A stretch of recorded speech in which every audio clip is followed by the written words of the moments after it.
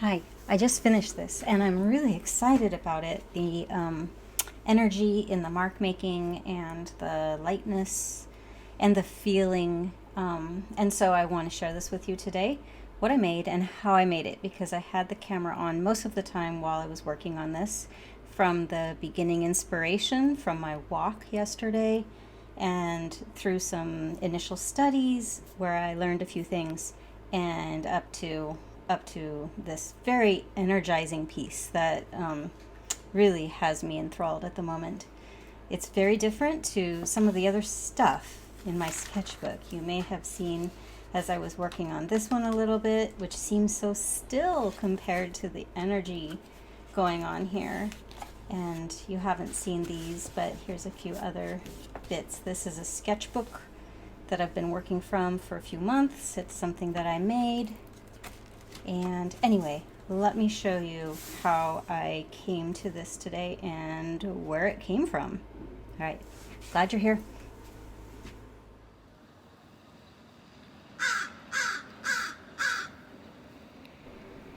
So clearly this is the inspiration for my work, my collage work today.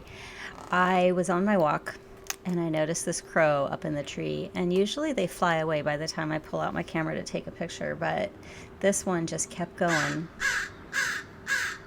And I was particularly taken with the texture in the tree and how the color looks almost yellow where the sun hits it, but green and brown and black underneath.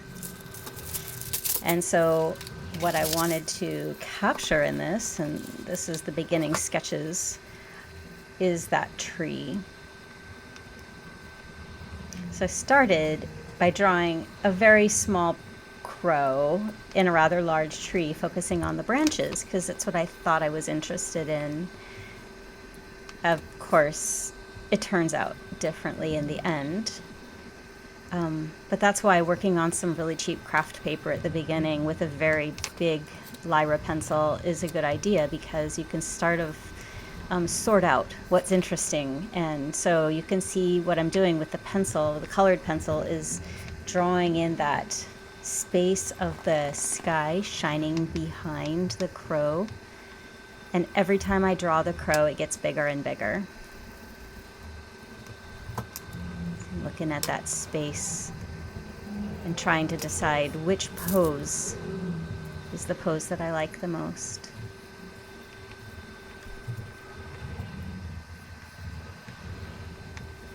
In a minute, you'll see me tear off another piece of this paper and start working some more on the poses of the crow.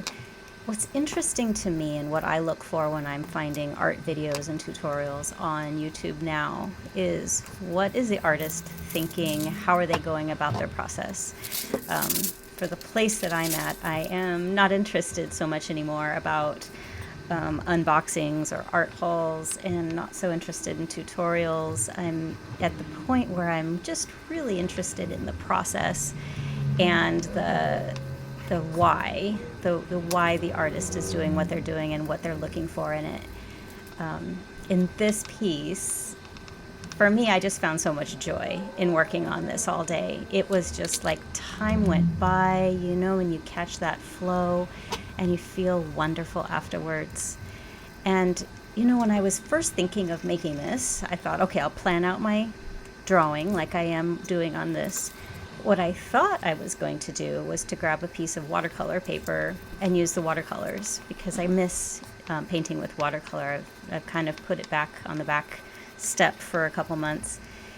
But it turned out very different. I thought maybe I'll just try with these collage papers for a few minutes and like check out some value differences with the collage papers and see where that gets me, and then I'll work in watercolor. And maybe I still will do this piece in watercolor, but I had so much fun with the collage paper. So clearly, that's the one that I liked the most, where he's making the sound, his ka, ka.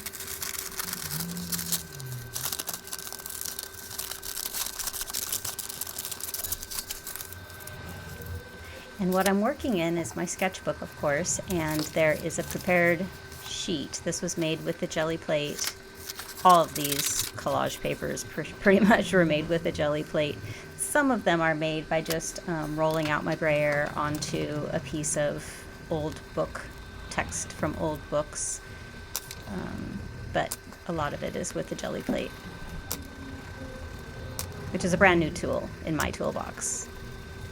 These are Neocolor 2s, and these are some new colors for me. This one is I hadn't ordered this with my original, but the white Neocolor, if you're just getting into Neocolor 2s, the white I think is a really important buy. And then the blue that I'm using is called turquoise blue. I saw Emma Carlisle use it in one of her Patreon videos, and I thought, oh, that blue is divine, and it really is. It's lovely.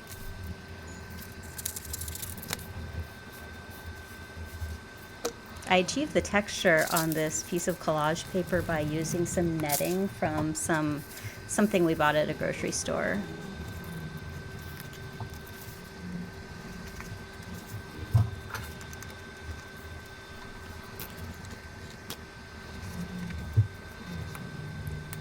I feel that netting texture makes for a really nice mossy limb. It's made with the green gold in the golden fluid acrylics. It's another kind of new thing that I just got into, is the fluid acrylics. They're really good for using with the jelly plate because they you don't have to mix them with the thing that makes them more fluid, more viscous. They're already just like the perfect like fluidity for the jelly plate, so you can just make prints. If you haven't done it before, like, it's very addicting, so just make sure that you have enough time to enjoy that, because once you get into it, hours will go by and you'll have a pile of this stuff and you may wonder, what am I going to do with it? But now that I've done this one piece, I really need to get the jelly plate out and make some more of these colors, these blues and greens and some blacks. This is diagrams from this book. It's a book about architecture, and the actual diagrams are drawn by a guy named Christopher Alexander. He wrote a pattern language, so anybody who is an architect or who's interested in like the way you make beautiful spaces, a pattern language is like a seminal work. Anyway, this book isn't a pattern language. This is another book that's full of essays by architects. But these diagrams are Christopher Alexander diagrams, and an essay that he titled "The City is Not a Tree."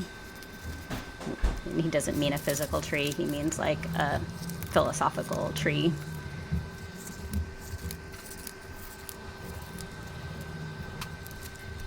But they make some awesome feathers for a crow.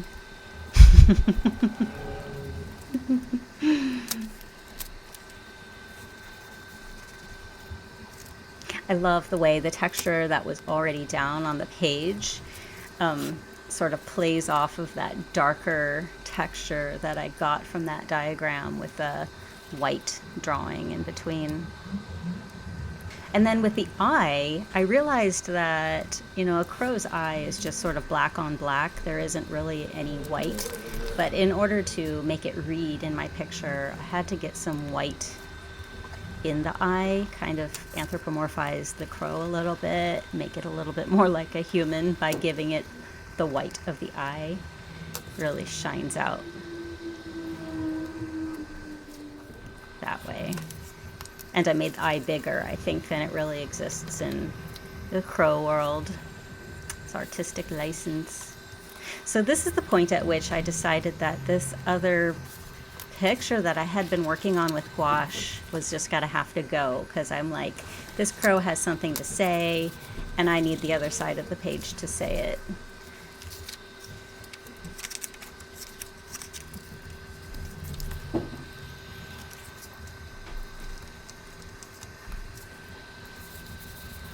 What I really paid a lot of attention to as I was thinking through this and working on it is the direction of the mark making. So as you can see right above the back of the crow, at first the direction of the mark making, which is really like the collage writing, was vertical.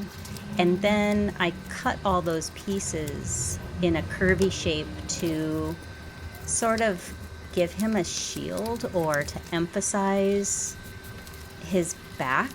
Does that make sense? Because what's going to show up in a minute is what he's speaking out into the world is like the sky is showing what his words are. The blue of the sky is showing what his words are.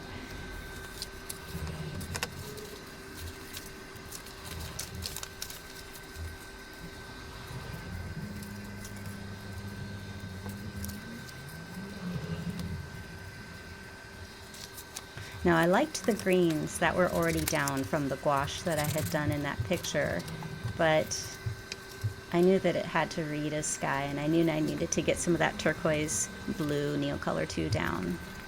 So I was starting to cover bits of it with pieces of collage and being particularly mindful of the direction that the text is going, because that really does read strongly in the piece.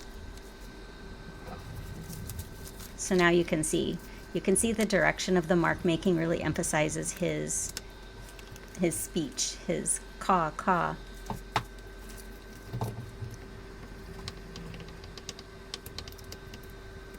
And I think at this point all I'm really looking at is the balance of lights and darks, and where do I want the lights and darks to be. So you could see me adding a dark down on the lower left corner, added a light on the upper right corner, and just kind of pushing things back and bringing things forward and trying to figure out what I would want for that value, the value differences.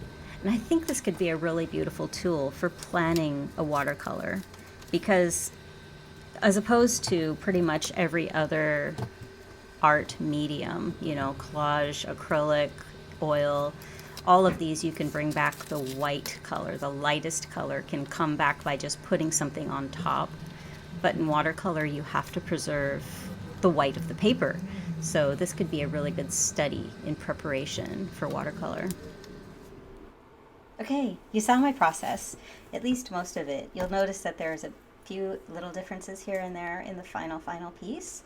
Like these little black pieces, I felt like they're like music notes, but I didn't want to make it this total obvious bang you over the head with music notes, but I feel like this is enough to make it feel like he's making sound.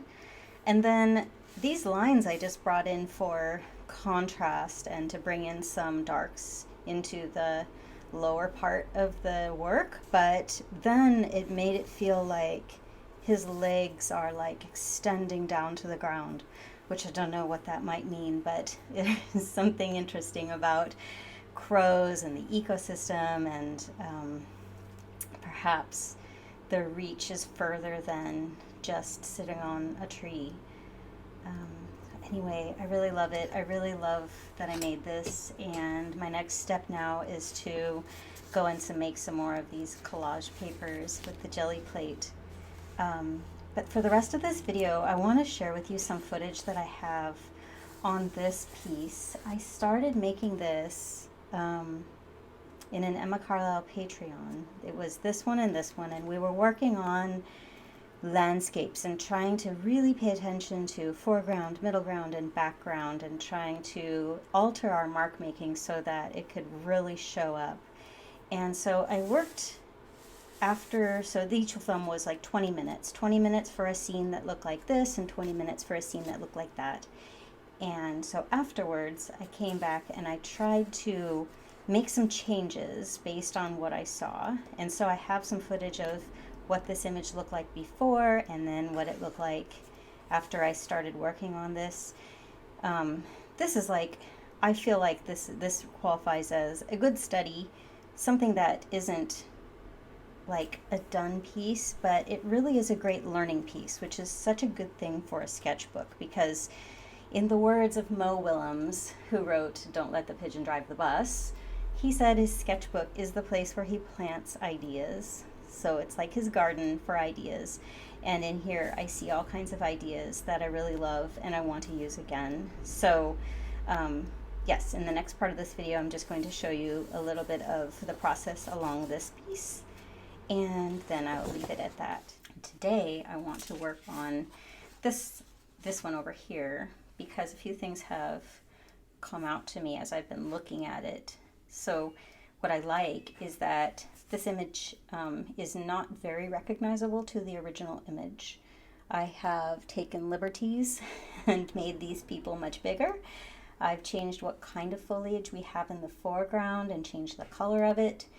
And I tried to not focus on the architectural element in the sort of mid to background, because this does have quite a bit of detail in the image. But now the image is not in front of me, and I'm going to work on this for the rest of the time I work on this without looking at the original image and just trying to come out with the things that I see already down on the page. So the things that I found, the things that I've noticed, is that the values between my foreground and the start of the middle ground with my focal point are too similar.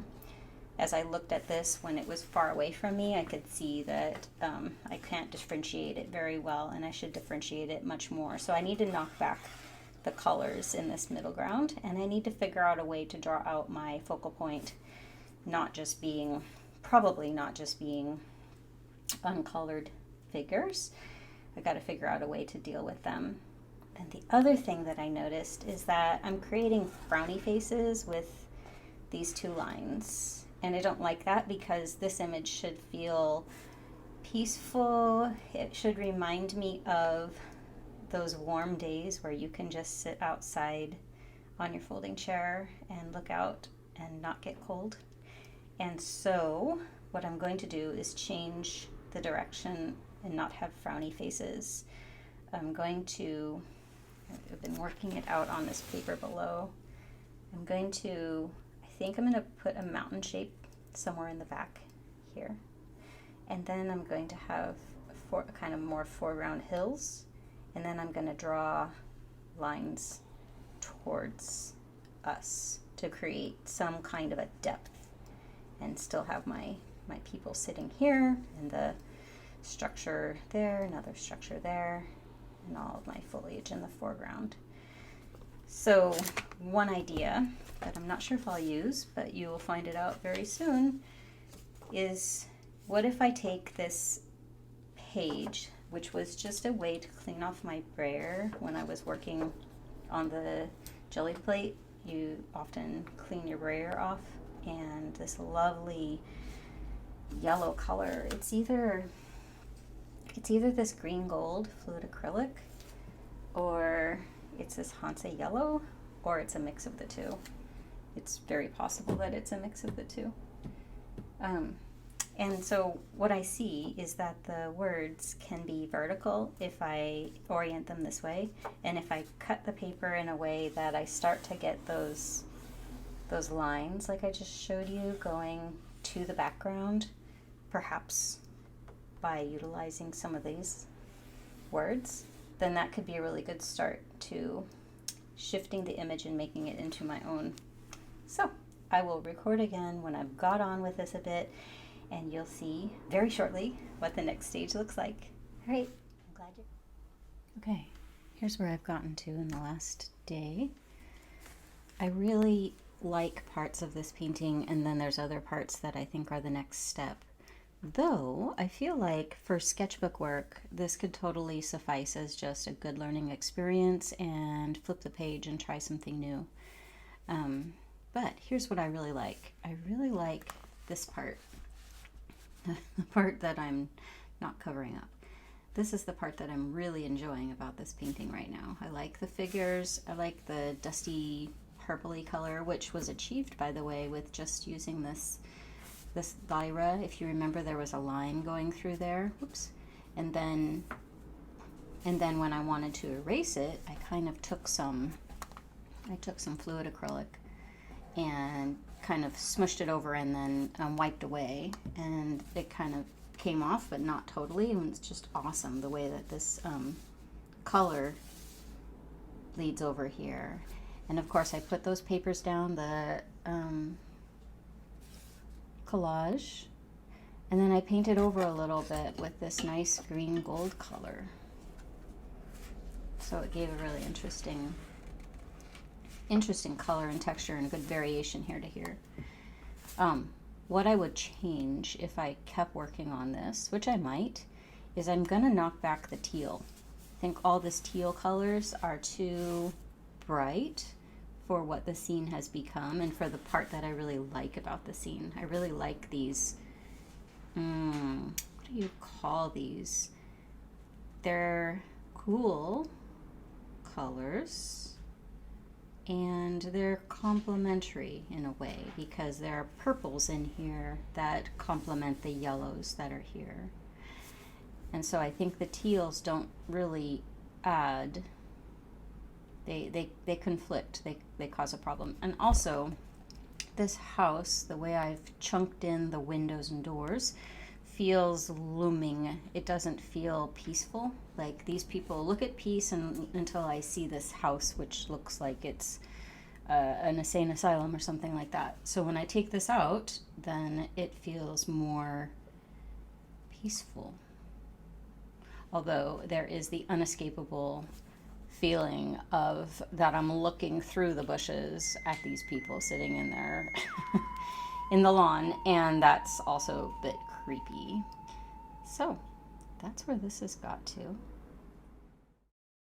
I thought I would finish up this video by showing you a little bit of that jelly plate process with that packing material that must have had apples or onions or something like that in there. And as you just saw, it was the green gold plus this white, which is not the zinc white, but an iridescent white, iridescent pearl fine. That's what got pressed onto that plate, which made that gorgeous, gorgeous texture. Anyway, all of the materials that I have thought of that I have in my videos are down below. There's a bit of a magic in that. If you click on those links, I get a little bit of a recognition from Amazon or whoever it is that I've linked to, and that's kind of a sweet thing. I appreciate that from you. I'd like to know what kind of new processes you are starting to work with and finding joy from, and what videos you might be finding online that I might like when it comes to process. All right, I will see you again in probably 2 weeks, but maybe 3, depending on how often inspiration strikes. All right, have a wonderful day. Talk to you soon. Bye.